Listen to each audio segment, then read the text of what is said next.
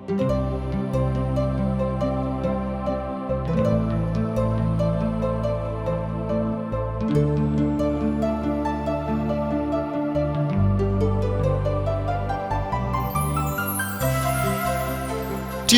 द्वारा प्रसारित कार्यक्रम जिंदगी की राह में आप सबका स्वागत बा।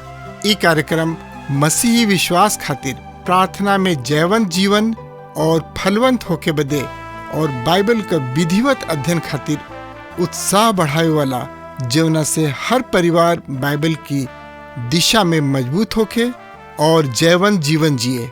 कृपा करके देखी और सुनी ताकि परमेश्वर आपकी जिंदगी का मार्गदर्शक ठहर सकें। प्रिय मित्र, पिछला कार्यक्रम में हम ये पत्री के चौथा अध्याय के खत्म कइनिहा और ये चौथा अध्याय के मुख्य विषय रहुए विश्वास द्वारा पापी आदमी और धार्मिक आदमी दोनों के परमेश्वर द्वारा धर्मी ठहरावल गइल और इनका बारे में संत पौलुस द्वारा परमेश्वर हमनी के बतौले की प्रतिज्ञा अनुग्रह के अनुसार विश्वास से मिलेला।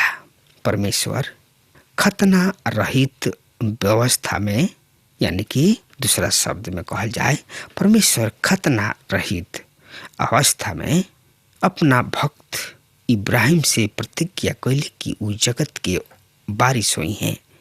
परमेश्वर रोमियो 4:16 पद में देखनी रही जा, हमार पूर्वज अब्राहम परमेश्वर के पुनरुत्थान के समर्थ पर विश्वास कैलन।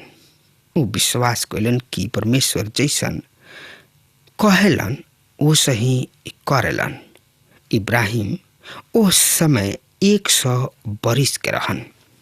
वो अपना मृतक ऐसन देह तथा सारा के गर्भ के मुअल दशा में भी एगो बेटा के प्राप्ति के विषय परमेश्वर के प्रतिज्ञा पर विश्वास कैलन। प्रिय मित्र, जौना तरी परमेश्वर सारा के मुअल गर्भ में जिंदगी डललन, वही तरी तथा वही समर्थ के द्वारा वो अपना बेटा हमरा प्रभु यीशु मसीह के मृतक में से जिंदा कैलन। 25वां पद यह अध्याय के मुख्य पद है। प्रिय भाई बहन, जौना तरी इब्राहिम विश्वास के द्वारा धर्मी ठहरावल गइलन, वही तरी प्रभु यीशु मसीह के पुनरुत्थान पर जे केहू विश्वास करेला वो भी परमेश्वर के सामने धर्मी ठहरावल जाले। प्रिय भाई बहन लोग, रोमियो 5 अध्याय के मुख्य विषय है विश्वास द्वारा परमेश्वर से मेल मिलाप। एकरा अंतर्गत हमनी के देखल जाई विश्वास द्वारा धर्मी ठहरावल गोला के का लाभ और पवित्र ठहरावल गोला के का आधार बा। प्रिय भाई बहन, संत पौलुस बता रहल बाणे कि हमार उद्धार ओह प्रायश्चित के द्वारा भइल बा जे प्रभु यीशु मसीह में बा और ई छुटकारा क्रूस पर मृत्यु द्वारा खरीद लिहल गइल। अर्थात यह प्रायश्चित के कीमत प्रभु यीशु मसीह अपना आप के बलिदान दे के चुकौले और यह प्रायश्चित हमन के पाप से मुक्ति प्रदान करेला। ये तरी पाप के सवाल हल हो जाता। एकर मतलब ई ना कि हमनी के परमेश्वर के सामने न्याय खातिर खड़ा ना होके के पड़ी। एकर मतलब है कि जे मसीह पर विश्वास करेला उनका खातिर अनंत धाम तथा स्वर्ग के घर उनका खातिर इंतजार कर रहल बा, जेकरा खातिर प्रभु यीशु मसीह यूहन्ना 14 अध्याय के 1 पद से 3 पद में वादा कैले बाड़े। अब यहाँ एगो सवाल उठता जेकर पौलुस यह अध्याय में जवाब दिए। सवाल विश्वास के यह पृथ्वी पर और वर्तमान समय में का होई। कुछ लोगन के विचार बा कि केवल इस जिंदगी के बाद ही हमनी के परमेश्वर से आशीष प्राप्त हुई। प्रिय मित्र, हमनी के दोनों समय में परमेश्वर से आशीष प्राप्त होके के चाहिए, वर्तमान समय में भी और एकरा बाद भी, यानी कि हर समय। प्रिय मित्र, पौलुस यहाँ कुछ ऐसन लाभ के बारे में बतावे जा रहल बाणे जौन की एगो विश्वासी के मसीह पर विश्वास ले अइला के बाद वर्तमान समय में यही जिंदगी में प्राप्त होला। ई ऊ लाभ ह जौन की ई संसार प्राप्त करे चाहता। ऐसन बहुते सुविधा के प्राप्त करे खातिर धन व्यय कर रहल बाणे। मित्र, तो आई ओ लाभ के देखल जाओ जौन की विश्वास ले अवला के द्वारा प्राप्त होला। उद्धार, मुक्ति, मोक्ष तथा एकरा बारे में जानकारी खातिर रवा हमरा संगे आपन पवित्र शास्त्र बाइबल निकाल ली। रोमियो के पत्री 5 अध्याय के 1 पद इस तरह से बता रहल बा। सुनी ध्यान से, हम पढ़ रहल बानी। जब हमनी के विश्वास से धर्मी भइनी जा तो अपना प्रभु यीशु मसीह के द्वारा परमेश्वर से मेल रखे के बा। प्रिय मित्र, ऐसे विश्वास से ठहरावल गइल ई उनका संबंध में बाकी जौना घरी रउआ मसीह पर विश्वास ले आवतानी। परमेश्वर से हमार मेल के अर्थ शांति। पवित्र शास्त्र बाइबल जौन की परमेश्वर के इच्छा में होके लिखल गइल बा। पवित्र शास्त्र बाइबल ऐसन बहुते शांति के बारे में बखान करेले। पहल का ह संसारिक शांति, जौना के संसार प्राप्त करे में असफल बिया। प्रिय भाई बहन, जब तक मनुष्य के दिल में पाप के साम्राज्य बा तब तक संसार में शांति स्थापित होकल संभव नहीं है। और जब तक शांति के राजकुमार ना आई हैं तब तक संसार में शांति ना मिली। इस शांति कोनो भी शांति सम्मेलन से ना मिली। इस शांति यात्रा से भी ना स्थापित हुई। इस शांति प्रभु यीशु मसीह के यह भूमंडल पर पुनः अइला पर स्थापित हुई। पौलुस के तात्पर्य इस शांति से नहीं खे। दूसरा तरीके शांति जौन की मन के प्रशांति से संबंध रखेले। एकरा बारे में हम यूहन्ना 14 अध्याय के 27 पद में पढ़नी हजा कि ई उ शांति है जौन की निश्चय तथा पक्का तरीके विश्वास के प्राप्त होला। इस शांति वो विश्वासी के प्राप्त होला कि जे केहू मसीह पर निर्भर करेला और उनके आज्ञा अनुसार जिंदगी व्यतीत करेला। प्रिय मित्र, हम चाहता नहीं कि हमरा के यह तरीके शांति मिले, पर संत पौलुस इस शांति के बारे में बखान नहीं कर रहल।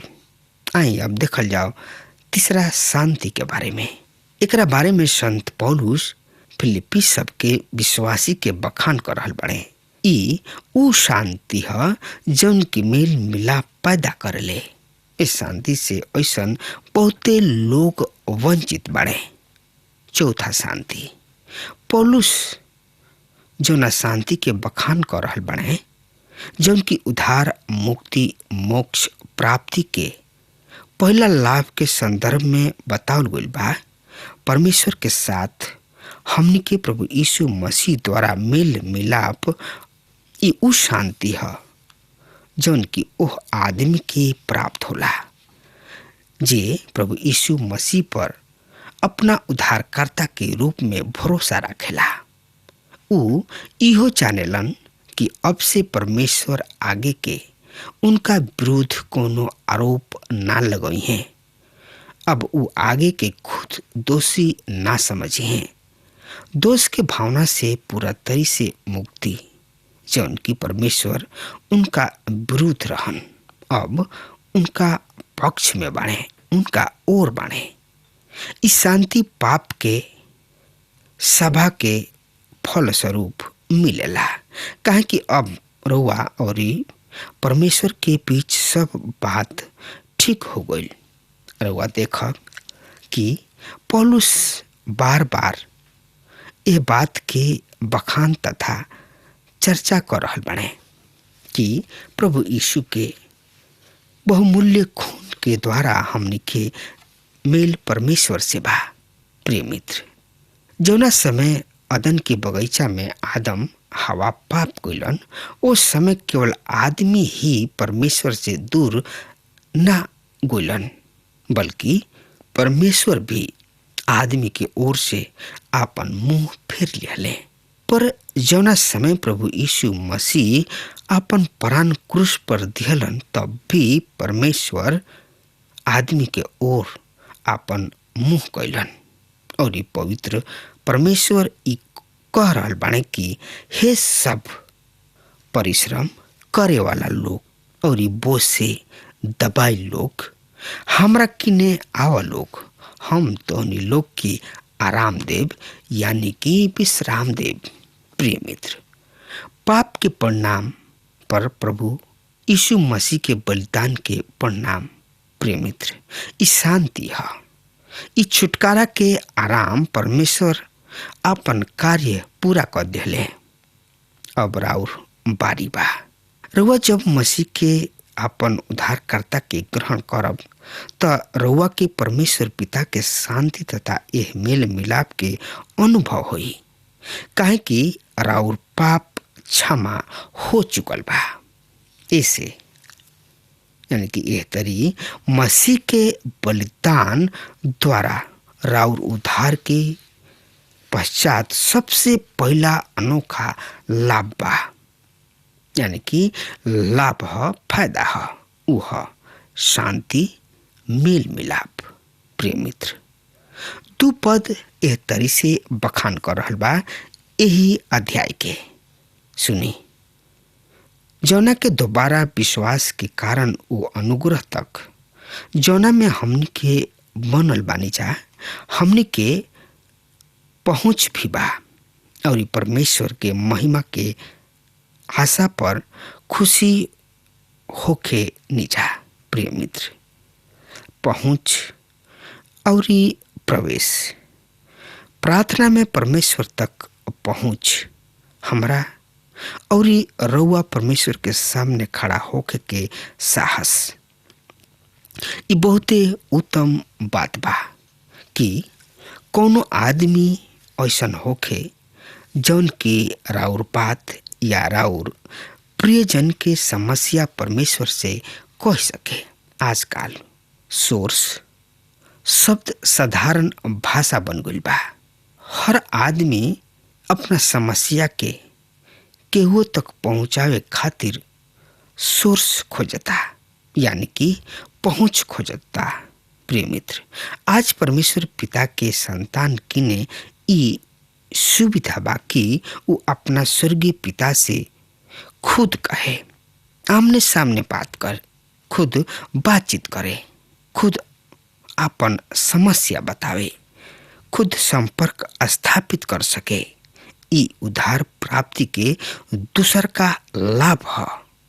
परमेश्वर अपना संतान के दुआ प्रार्थना के सुनेलन और उनकर जवाब भी देलन। प्रिय मित्र, याद राखी, वो अपना इच्छा के अनुसार ना, पर अपना बुद्धि के अनुसार रुआ दुआ प्रार्थना के जवाब देले और वो अपना जवाब के नाम में ना और हाँ में हाँ देले।